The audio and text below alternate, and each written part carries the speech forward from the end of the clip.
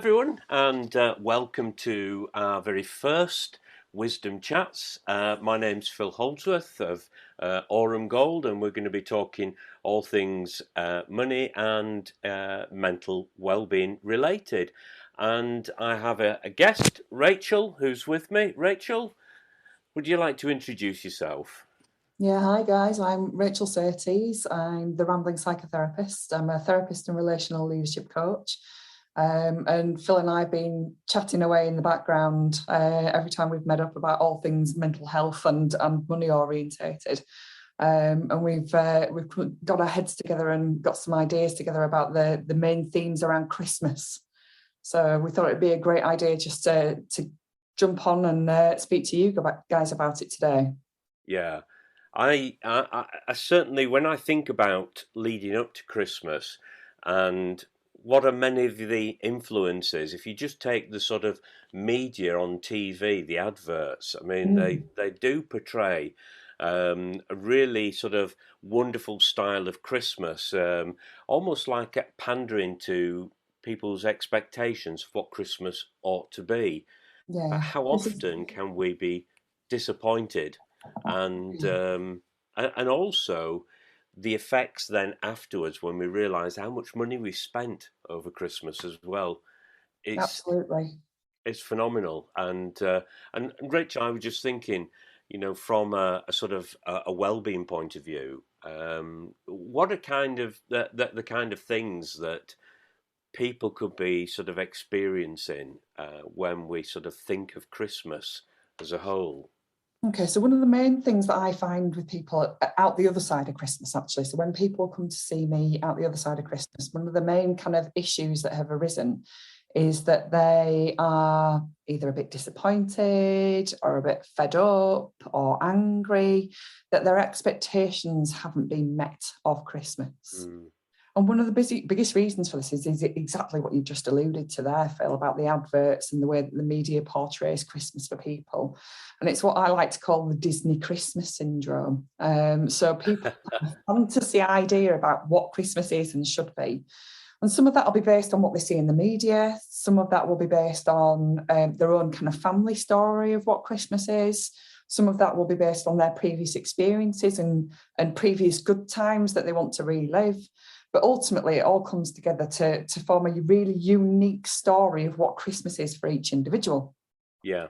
Then what you get is you get all these people with lots of individual stories of what Christmas is coming together, and then those stories don't match up necessarily. So what you find is that this is where things start to go wrong, certainly in relationships at Christmas. Things often start to go wrong because the stories don't meet up and people's needs are not being met and people's expectations are not being met. Yeah, I think back to my own experience of Christmas as a child growing up in our household. And it was for me as a child really sort of magical at times. When you start to put your Christmas decorations up, and there's that building expectation. And we as families, we used to sort of get together as a family in different homes. We'd have sort of Christmas dinner in one home, and Christmas tea in another home. This is how we operated, and we'd play sort of games and so on. As wider family, meeting sort of aunts and uncles and cousins and so on, Yes. and it was really exciting. And the Christmas present, I just remember as a child sort of that expectation that we would have like a stocking at the end of the bed, and I'd kind of wait until one of my parents had actually put the stocking on the end of the bed, and they'd go and when the house went quiet, that's when I'd get up, open everything up, and I'd be playing early hours of the morning with stuff. And Wow. as the years have passed, and I've grown up, and I've got my own children, they've grown up and left home. I still think about what do I like about Christmas, and what's my expectations, and I do like the kind of magic, but it's different now as an adult.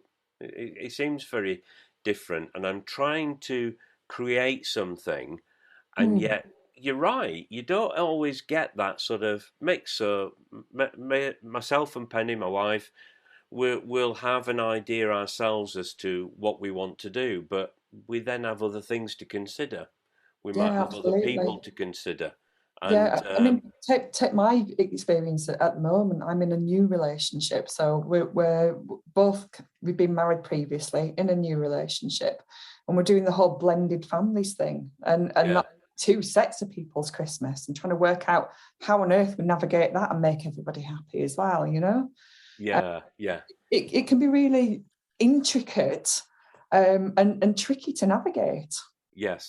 And one of the things I've observed from a sort of a money aspect Mm, is that this is the point in time when people, in trying to create something that for them would be an ideal Christmas or a good Christmas, it sometimes requires a lot of money. Now, at this point, we know there are rapidly rising costs, so it's going to mm, cost us that much more.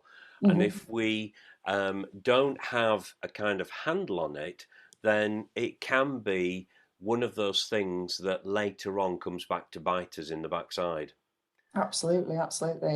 It's certainly something that I witnessed actually that in the pursuit of maintaining the fantasy or building the fantasy, recreating the fantasy, people are they're very emotionally attached to this fantasy.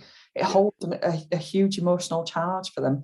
So their rationality sort of goes out the window a little bit actually, and they're yeah, willing to throw copious quantities of money at building that fantasy. yeah. It's interesting as well, taking that point about the rationality going out of the window. Um, Mhm, to say that 80% of the decisions we make around our money are made from our emotional state. mhm. Only 20% is from our rational.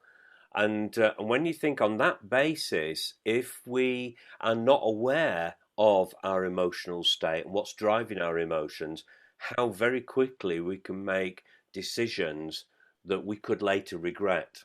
Yeah, And absolutely. I see that often. Yeah, absolutely.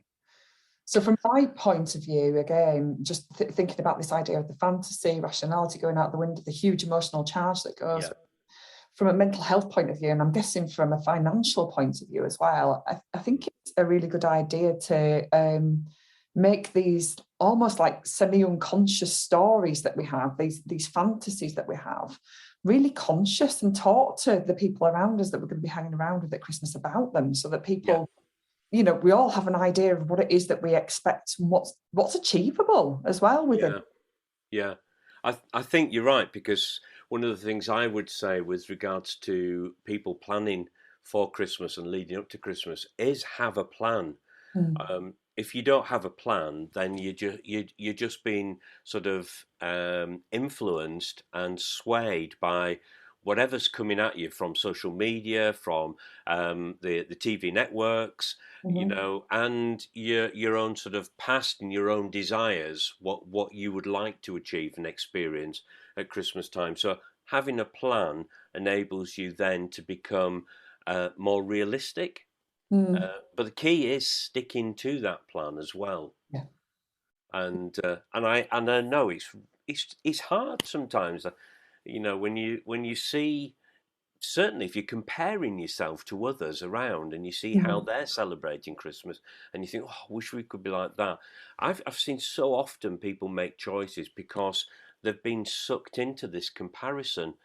And mm. one of the things that really struck me is it's not the things, the external things that make Christmas, it's what goes on internally in us. We make Christmas. Absolutely. Absolutely. If you think about the kind of the main highlights that people talk about in terms of what makes Christmas special, it's Mm, with family, it's time to slow down and just enjoy yourselves. yeah, It's time with no expectations. There is something about sharing gifts as well, but it's not necessarily about the amount of money that you throw into that, that actually, that's not necessarily always at the top of people's priority list. yeah. So, the main themes that come out of it are stuff that isn't related to money at all. No, it's it's interesting that talk about gifts. I just remember, that saying that people sometimes say, it's the thought that counts. Yes. and sometimes I could slap somebody because I'm thinking you didn't really think there when you bought me that jumper that I'm definitely not going to wear because it Yes. just isn't my style or whatever. But yeah, No. I could think of. I'm sure lots of people have got ideas of or experiences of receiving gifts that you're thinking, what am I supposed to do with this? And you kind of smile and nod and thank you very much. Oh, and it's Yes. the thought that counts. But Yes. but yeah, I agree with you. I mean, we don't have to spend tons just to show somebody we actually care about them. No, Sometimes it can be this. some of my fondest Christmases are from when I was completely flat broke and had barely a penny to rub together. They're my fondest Christmases because actually it's the people that made them. Yes, yeah, I gathered not family around me, unfortunately, because my family were a little precarious and unpredictable. But I gathered friends around me. I gathered the waifs and strays that were in similar situations to me around me, and we had an absolute whale of a time. And the kids that were involved had a whale of a time, and there was very little spent at those times because we just didn't have it. yeah. Mm. There was a couple of Christmases where Penny and I actually got involved in going and serving Christmas meals to people who perhaps didn't have somebody to have Yes. Christmas with, or people who were between sort of I don't know, sort of homes or what have you. Mhm. And do you know that was so rewarding? I've probably got really fond memories of those times, and even one of my daughters came along and actually played her flute and played Christmas carols while Oh, people wow. were eating. And do you know we remember those things, and we I was remember just saying, really, thinking as you were telling me that about your daughter there, I was thinking about the yeah. time I've taken my children along to things and like basking in that kind of like proud parent glow, and just thinking about the feeling that generates inside me and the Yeah, memory of the things that my kids have done in those moments as well, and thinking, yeah, those are yeah. the things I really cherish. Yeah. I think that's it. It's not losing sight of what is really important, even at this time of year. It's the Mhm. people, isn't it? And as much as we get all the trimmings, and they're great, and there's nothing Mhm. wrong with them, but if they're in proportion to what we're able to afford, for example, or that it doesn't create that huge anxiety, like that the turkey just isn't right. Well, Yes, so what? But the people are here, you yes. know, or whatever it I may. remember when my husband and I broke up, having to announce to the kids for the first Christmas, because it wasn't long before Christmas that we broke up, having to announce to my kids that, yeah, kids, I've only set you a £60 budget each for Christmas this year. I hope that's okay. And I was so nervous because my husband had a really well-paid job. We could afford to get them loads of stuff. We used to spend a Yeah, lot of money on Christmas, as many families do. And I'd gone to be in a single-parent household, not earning anywhere near as much as we used to do as a joint family. mm, And I was like, this is all I can afford. And I was so nervous that they were going to be disappointed. And they couldn't have given a monkeys. They really yeah, couldn't have cared less. They were just like, do you know what, Mum? Spend a tenner on us. I don't care. What's yeah, important to me is that we sit down, we have a nice meal together, we watch some trashy TV, and we just have a lovely time in our PJs. That's yeah, all yeah, they were bothered about. That's all they were concerned about. yeah. And that's fantastic. And I think that's understanding the fact that, like we said earlier, it's about the people. It's about being with people. It's about spending time with them, valuing them, but not valuing them in the way that I'm valued because you spent a lot of money on me. I'm Yeah, valued because you just care for me and you want to be absolutely. with me. And And the commercial aspect of Christmas is a really potent story that a lot of people buy into, myself included. So yeah, in the moment of nervousness where I was going, oh God, the kids are going to hate me, you know. In that moment, I was buying into that commercialized aspect of Christmas story.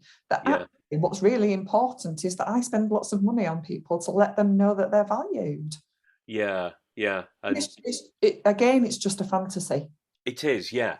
And the trouble is, society's seemingly gone that way, hasn't it? You know, that we're valued because of how much money we've got, how much we have, you Mhm. know, the influence that we hold or what have you. But actually, at the end of the day, we're just us.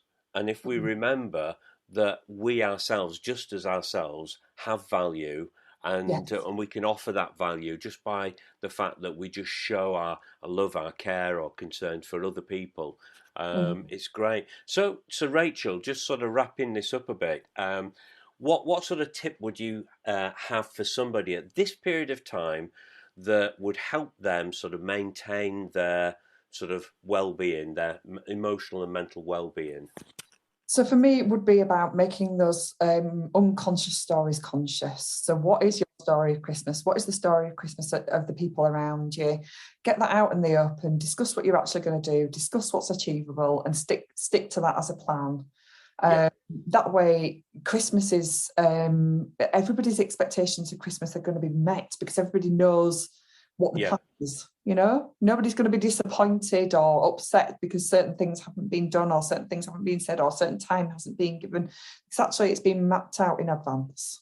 Yeah, I would agree with you. I think having a plan has a profound impact on reducing any anxiety. And if we're Mhm. realistic about that plan, stick within our means and stick to our plan, then Mhm. come the new year, we're not going to be hit with bills and so on that you're thinking, oh, where am I going to get the money from? Because I've spent it all at Christmas. So Yeah. yeah, I would agree with you. And my tip would be on the financial side is have a financial plan, have those conversations, understand what everybody's expectations are, be realistic, put it down in monetary terms in a plan, and stick to Mhm. that plan. And all I can say then is Merry Christmas to everybody, and hope you have a wonderful time, and all the very best for 2022. Absolutely. I hope you have a fab festive season and a happy and healthy start to 2022. Yeah, thank you very much, Rachel. It's been wonderful having a chat with you, and I hope that's been helpful for anybody listening to this. So, thank you very much.